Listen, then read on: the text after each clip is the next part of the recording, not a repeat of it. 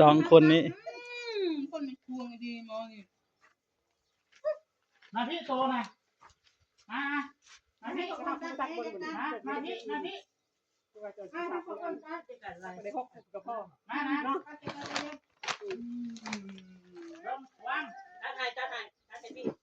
คนนี้ตัวอย่ามาหาเฮาเด้อ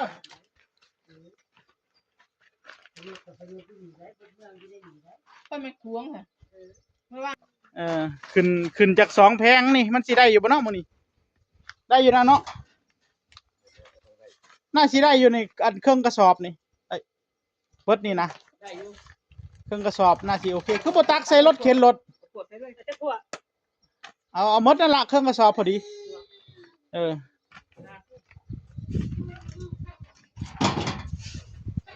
ถ้าไม่ได้เล่นดาบเลย12ลูก12เดี๋ยวป้าเสือหนึ่งก็10ตัด2มันจะเอาจืดกว่า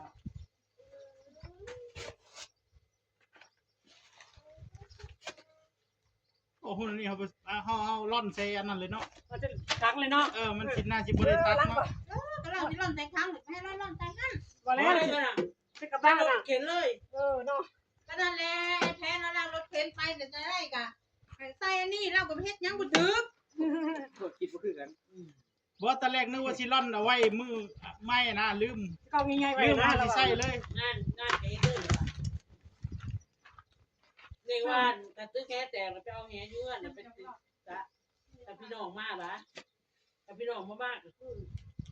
ไปตื้อก็ได้คะแนนมันตื้อก็เสียอันเสียนิดแล้วตื้อน้ำโคกอ่ะนิดแล้วมันแหงุ้มเนาะกันนี่นะแหงุ้ม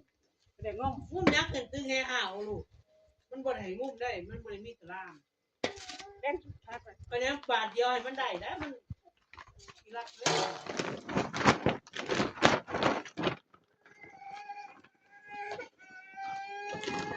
ยโตคือให้อีกแล้วบัดนี้นี่ยังละบัดนี้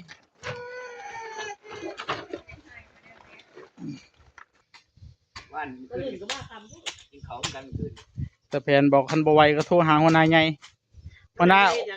าใหญ่กำลังตัดหญ้าอยู่เร่งเกี่ยวหญ้าอยู่หั่นโอ้ยค่อยเห็นสวนแล้วค่อยท้อแท้เลย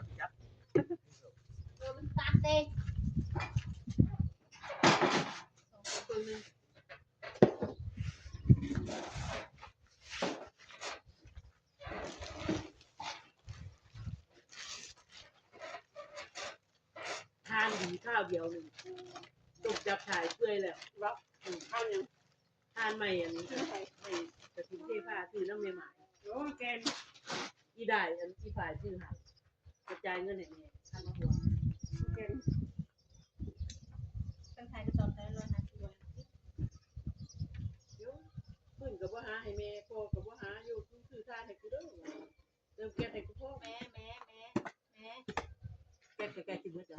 เจ้าห้องไปพูดสวรรค์แก๊ส2ถังถังหน่อยก็ถังใหญ่จุ่มที่500จุ่ม500อัด500แล้วได้ละ3เดือนตัวใหญ่กว่าขึ้นคอยใส่มือเขาคือแก๊สโอยกับเขาแก๊สขึ้นสุกเร็วแก๊สโอยกับเขาปล่อยมันดาวเล่นยังกับปล่อยมันดาวใจมันได้เจ้ามึงงงมันว่าเขาเจ้านี่ในเวียนก็บ่แม่นป้าที่ยังป้าคือนั่นไงบ่เจ้านี่บ่เขาก้นมันขึ้นมันบ่อยากลูกเขาไปอยากไปโรงเรียนแบบที่หอมน่ะป้าแห้งมาขี่จักรยานมาไปนำพ่อใหญ่นัดกันไว้แต่มื้อคืนนี่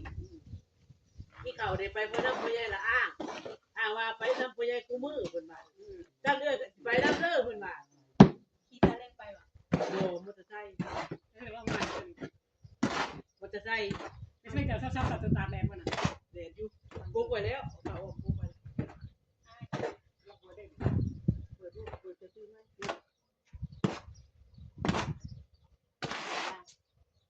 ศัพท์ก่อนแล้วทนคุณพ่อเขาไว้ร้านก่อนเลยผมว่าใครให้ร้านผมเคยฝ่ายนั่นบ่ทนพอหยังแล้วทุกยามบ่ถึงใจแล้วเราเมาแล้วก็ทุกสิ่งโตเครื่องทุกพานี่ทุกหัวมึง เราไปยังตากแดดโอ้ยแต่มันร้อน ย่านย่ำเค็นมันฮ้อนนะ อย่างเด้อย่างระเบิดมันนี่ระเบิดได้ ฮ้อนแห้ง รถเกณฑ์ก่อนปลาไปยืนหน้าตะกี้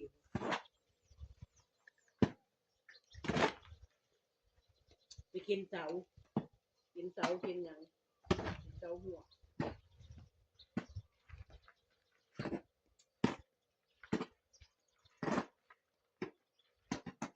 ฟังโทรศัพท์รับค่าบ่งเลยได้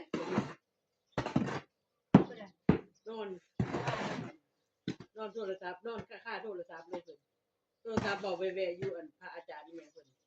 เว้าแวบเพิ่นมักบ่ฟังเบิ่งนั้นเรื่องเล่านะ มันเป็นฟังอาจารย์ยอด บ่ได้ฟังอีกอันหนึงหั่นเกี่ยวกับอาถรรพ์นั่นนี่เพิ่นสิเว้าแม่ปู่สิเว้าตัวนั้นตัวนี้มื้อเช้า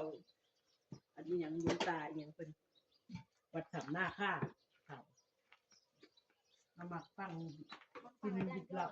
เราฟังสิ่งลึกลับอันนั้นอันนี้ไปกรรมฐานวัดหน้าค่าวัดสำนาค่ามีหลายอย่างกับเล่นมาเจอกันกลางสวนดีค่ะที่จะกินบ่กินไหม กินอะไร กินไหม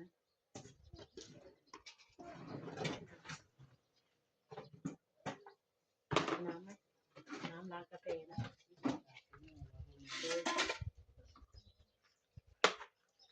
กาแฟก็ต้องนอนแล้วมัน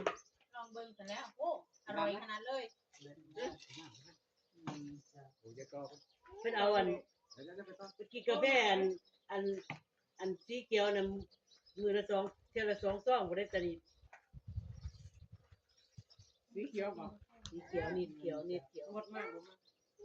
ยังที่บอกยัง เพิ่นหยอกสาวโพดอยู่สาวร้านค้าเพิ่นว่าเดี๋ยวจะเฮ็ดเล็บนำบ่เดี๋ยวสิมาเฮ็ดนำเด้อเพิ่นหยอกผู้สาวหยอกสาวโพด เขาบ่มีพวง บ่มีแล้วผัวมันเป็นชอบ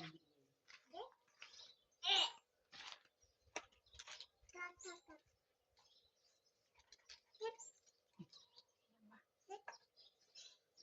ตัดใจจะเล็กตะบดบัก บ่ได้สนใจก็นี่ก็มันละบ่มีสนใจอีสิดิ การทรงมันคงไปคงมาตัดเล็บเหรอตัดดอก ไปจะตัดให้อย่าไปจุดเด้อขี้เดียดนะขี้เดียดนะขี้เดียดเห็ดเป็นเช้าเลยทีไม่ดี หยุด ขี้เดียดอย่าทำ หยุดหยุด